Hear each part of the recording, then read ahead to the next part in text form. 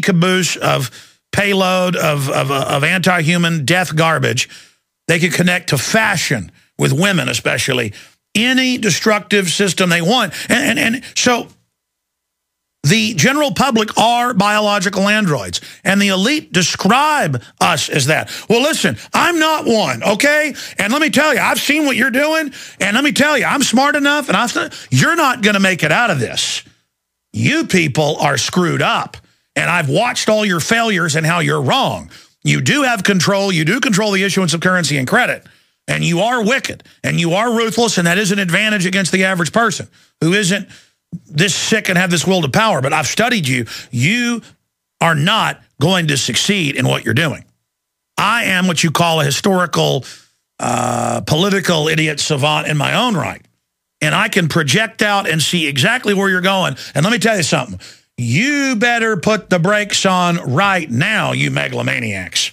A lot of you, though, write this dark poetry that we've covered in my film Endgame, top futurists, top eugenicists, top globalists, about how we'll just go unwilling and we may just destroy all of Earth because it's such a powerful thing to do to end our species. And one of our ranks undoubtedly won't be able to help but pull that switch, and it's going to be beautiful.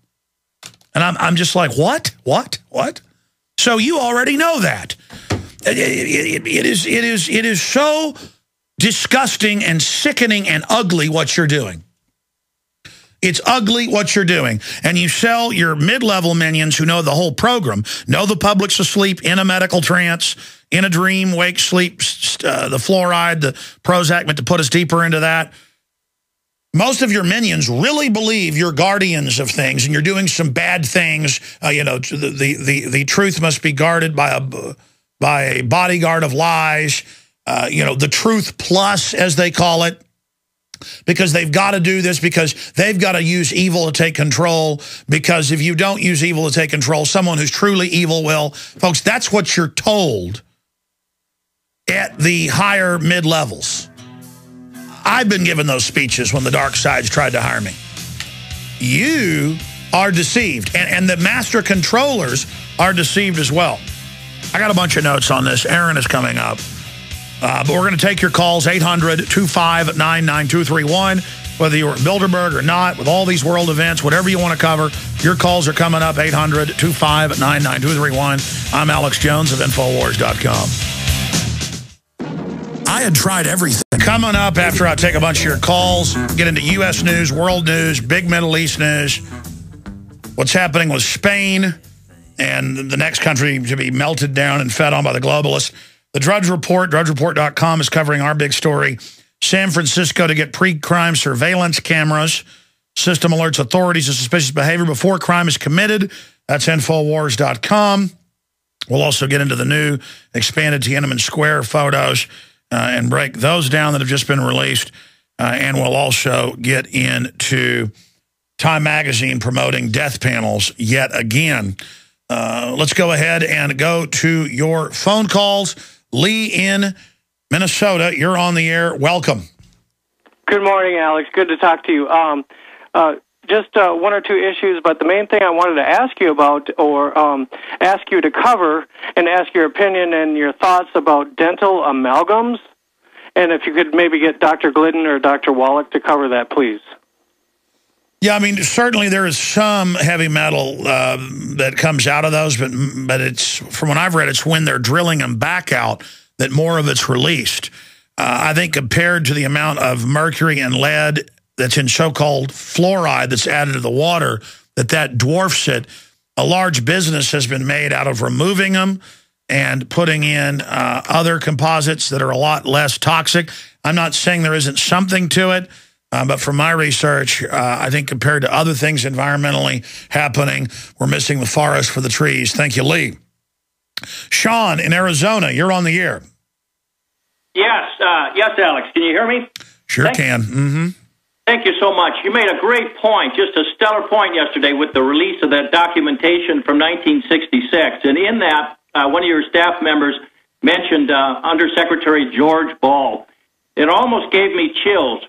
Because George Ball was part of the cabal that went back to World War II with actually the original Wiseman, of whom Prescott Bush was one of the original wise men advising FDR and Truman, but George... Well, to be clear, Prescott was more of a super minion of the wise men. The real wise men didn't want to be senators and people. Again, they live, we sleep. We live in the fake fantasy world that they've created through their media system. They sit back pulling the strings.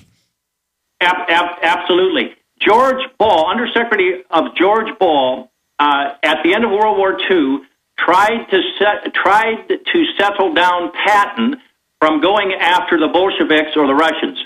And and I've had the authors on who interviewed the people that killed him. I mean, they killed Patton, and that's on record. That information's come out. You're absolutely right. These guys brag in these books. They're annals. They created the Soviet threat, and in that 66 document, they say we've got to continue to overblow it. We've got to continue to, say, give us a big police state to counter the Soviet threat, just like they created Al-Qaeda. And then they're so arrogant, they've got Al-Qaeda blowing stuff up in Syria and saying we've got to go in for the freedom fighters in Syria when it's Al-Qaeda. You can only do that with a sleeping population. I mean, imagine the population thinks they've got to give their rights up because Al-Qaeda is going to get them when Al-Qaeda publicly works for the CIA and the globalist. Absolutely. I think here's a great quote by the last American president since Kennedy that really stood up to the world supergovernment. It's by Warren G. Harding, and he said this in 1920. He said, "It will avail nothing to discuss in detail the League Covenant," and he was referring to the League of Nations, which was conceived for world supergovernment. In this existing League of Nations, world government with its superpowers, this republic will have no part. That was one of the things that he ran on. His platform was to keep it was in all the newspapers. They had the 10 FEMA regions, but it wasn't called FEMA in the news in the 20s and 30s. I have copies of it. It was openly announced the world government, eugenics-based. 35 states sterilized people at birth who didn't make above B pluses if their parents didn't. This is all on record. And our forebears fought it and defeated it. So then the globalists really bought up the media, came out with TV and just said, none of this exists. Instead of trying to sell it, they just said, none of this exists. But all the old-timers remembered, and they said, the UN's a world government. No, they're going to... And so we've been fighting it ever since. And now they've gone from saying it doesn't exist again to shifting into, yes, it's here to save you from the banking crisis they created.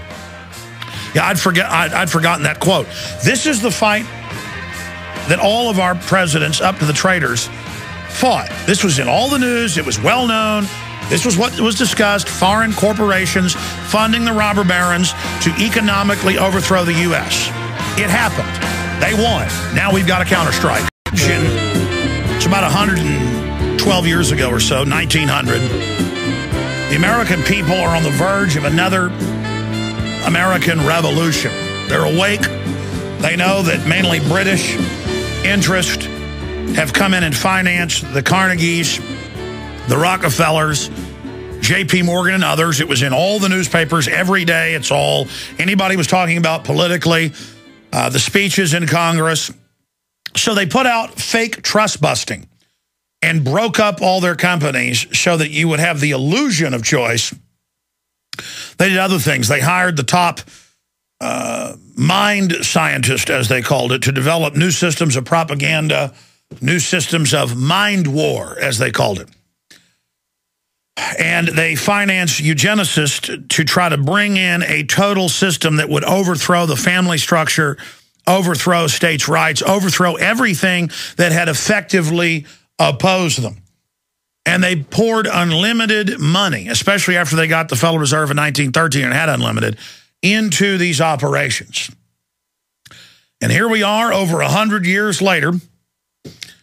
100 years ago, we led the world in education and in test scores, led the world in inventiveness, led the world in dogged, individualistic toughness, led the world in science, led the world in literature and art. Today, we lead the world in torture, in secret arrest, in cancer, in neurological disorders, in autism, in out-of-wedlock marriage, in drug use, in poverty, in debt, in every bad thing. We were the great enemy of tyranny. We are now the great demonic, mind-numbed sloth of tyranny. We have been hit by hardcore brainwashing. Not just chemical or biological or radiological, but cultural. I'm going to go back to your calls, but I wanted to hit this little stack. The guys put a cover sheet on this with all this news today called Zombie-palooza or Zombie-palooza 2012. Every day I'm seeing more than 10 articles about zombie attacks in the United States. Not literal reanimated corpses, but reanimated biological brain-dead zombies. Their heart's beating, but that's about it. And there are people being arrested all over the country, caught biting and attacking folks indiscriminately. The police in Miami have had to put out an alert that the homeless now, because they're taking all these drugs that are filled with heavy metals and toxins, are trying to, quote, eat the police. Let me read you the quote here from the police department. Please be careful when dealing with homeless population during your patrols. And they went on to say, because the homeless have been trying to bite us and threatening to, quote, eat us. And here's another one. Cops, man bit off large chunk of victim's face. New bloody attack shows ongoing zombie apocalypse is not waning. This is out of the Smoking Gun.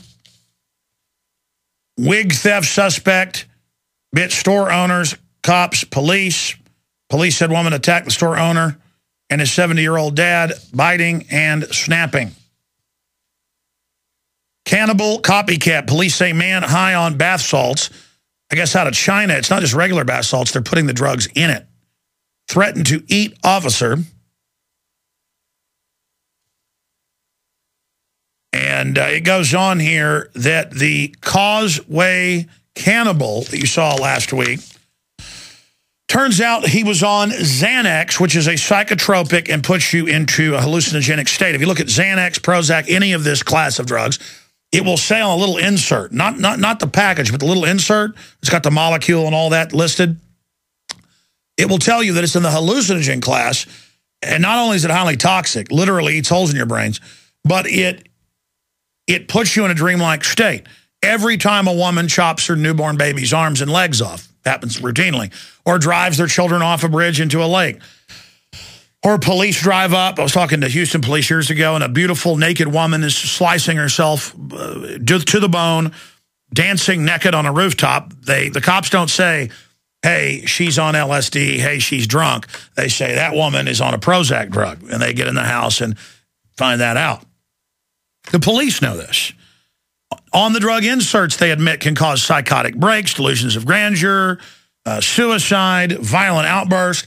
Every school shooter we've seen, every one, always comes out later, was on a serotonin reuptake inhibitor or another psychotropic class like Xanax.